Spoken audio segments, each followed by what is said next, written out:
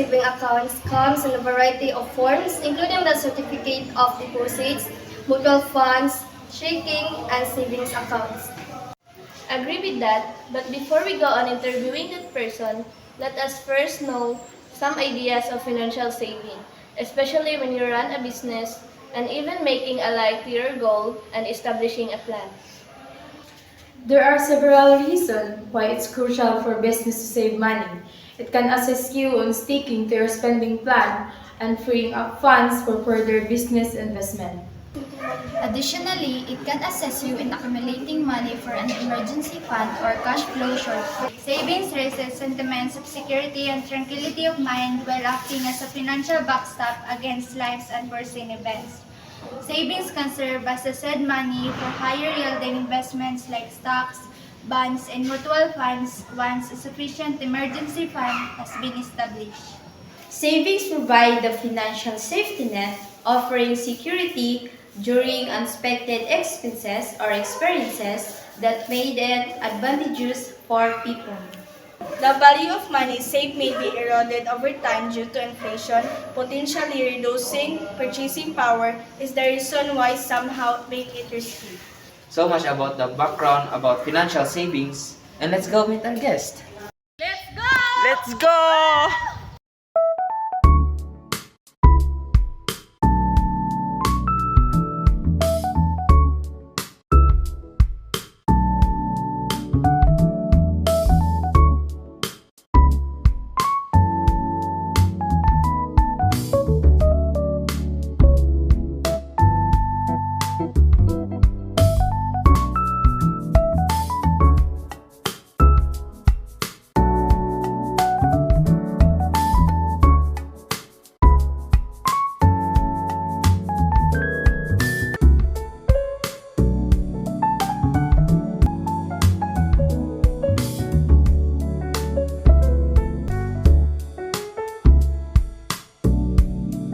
A few moments later.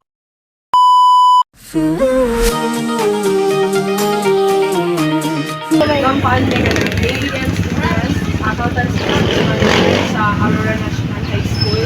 And kanang kami karon diri para ma-interview regarding sa unsa imong tips na ginabuhat para makasave ka. Ang first mo question, ma'am, kay sa imong income sa inyong store, pila man ka porsyento ang imong ginagahin para makasave ka?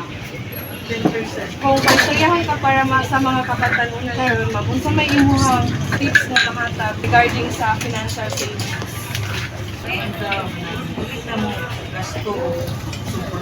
Para makasave, dili patuloy ang gasto sa ganang kwarta para makasave ka.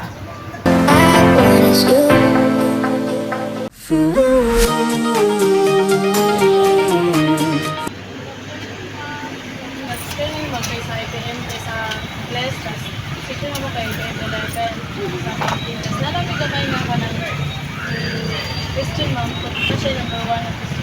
Sa income sa inyong store, ma'am, sa napilang po kita, kung hindi kayo para sa inyong savings.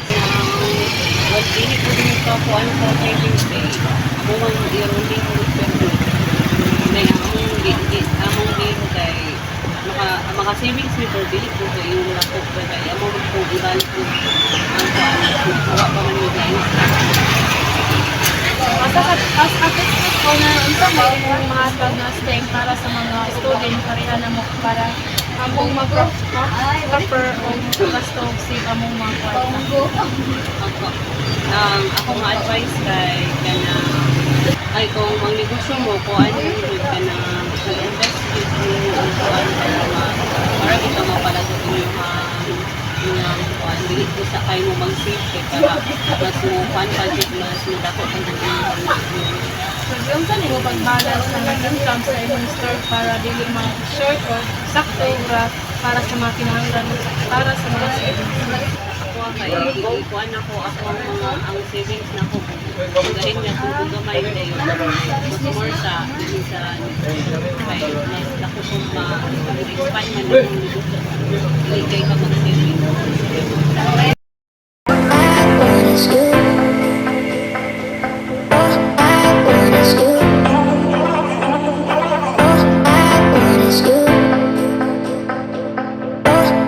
When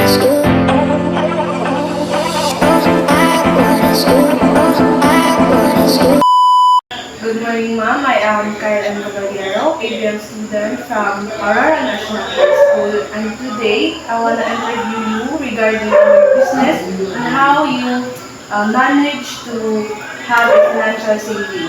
I 6 questions, and then the first question is, how do you manage your saving plans, daily, monthly, or weekly? Next question, from the income of your business, how much do you save? Ang ako masave kada bulan sa ako ang business 5,000 Yung sa iyong pag-balance sa iyong savings para makuha yung goal nga masave ang kailangan. ang gibuhat nako nga makuha nako ang akong savings sa business ko is per day nag-save ko og 1,000. As a business owner, naabay mga panahon nga murag ma-short ka o dili ka makamanage makasave ka anong adlaw or anong bulan. bulan sa bulan.